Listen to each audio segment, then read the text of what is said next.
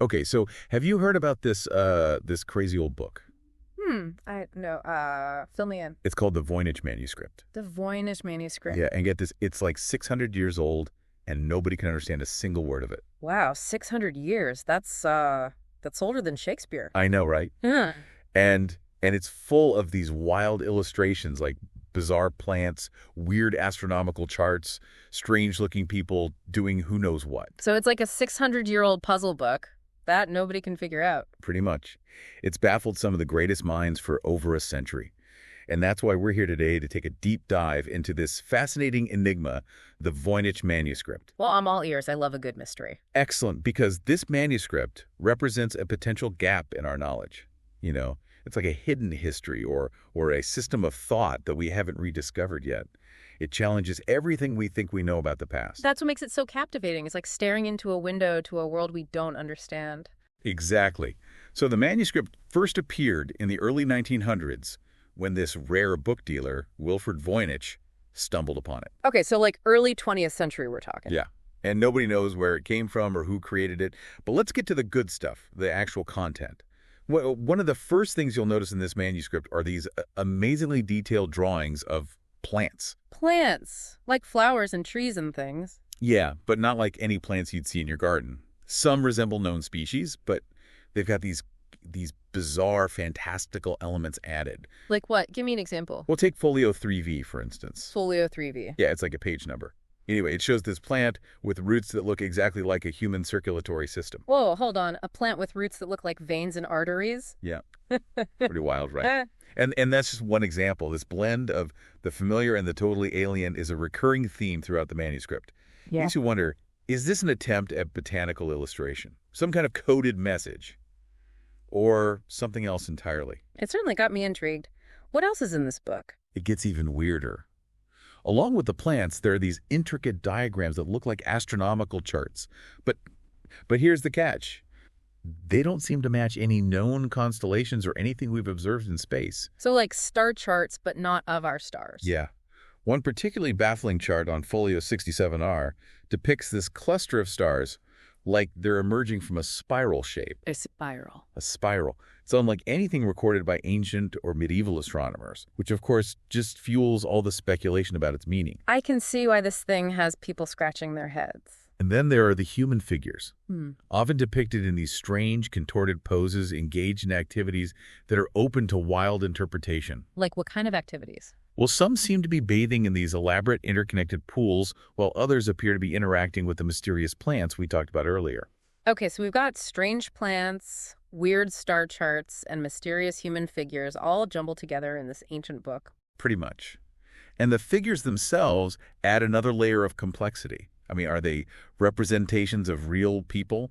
Symbolic figures? Yeah. Or something more abstract? We just don't know, and their purpose remains one of the biggest enigmas of the manuscript. It's like a giant jigsaw puzzle with no picture to guide you. A very, very old jigsaw puzzle. Yeah. So we've got all these bizarre elements, right? But what does it all mean? Over the years, people have come up with a whole bunch of theories. Let's start with the idea that the Voynich Manuscript is some kind of secret code. Ah, the code theory. Now, this is where it gets really interesting. This is where William Friedman comes in, the famous cryptographer. Oh, yeah, the guy who cracked codes during World War II. The very same. Well, Friedman, a master code breaker, devoted years of his life trying to decipher the Voynich Manuscript. Really? So if anyone could crack it, he could? You'd think so. But he couldn't. His failure to decode it, despite his expertise in substitution ciphers and all those advanced techniques, just deepened the mystery. The manuscript script doesn't seem to follow the patterns of any known language or code system. So that kind of throws a wrench into the code theory. But what if it's not a code at all? What if it's a hoax?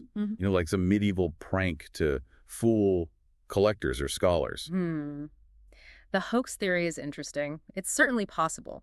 But to create a fake of this complexity would require someone with incredible knowledge.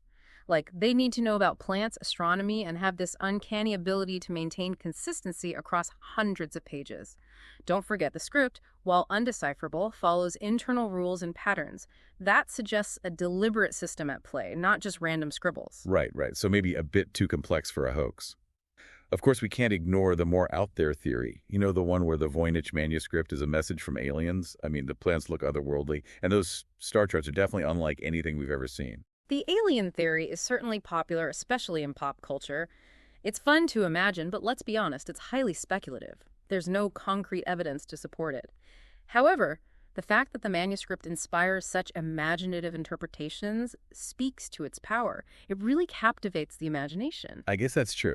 Okay, so maybe not aliens, but what if it's evidence of a lost civilization? You know, a culture that vanished long ago with its own unique language and way of seeing the world. Now the lost civilization theory is really tantalizing. Can you imagine uncovering a completely unknown culture? Their knowledge, their beliefs, their practices, all encoded within these mysterious pages. If the manuscript is the key to unlocking such a civilization, it would rewrite history as we know it. That would be incredible. And now with all these new technologies like AI and machine learning, have we gotten any closer to solving the riddle? These technologies offer so much potential, but even they haven't cracked the Voynich code yet.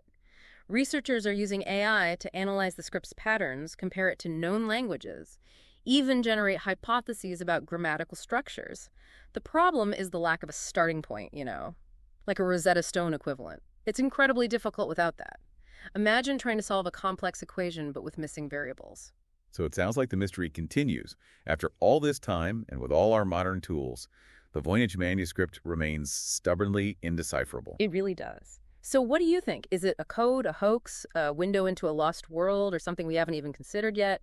What secrets do you think it holds? Because after all this time, it's still anyone's guess. Exactly. What's amazing about the Voynich manuscript is that it continues to defy easy answers.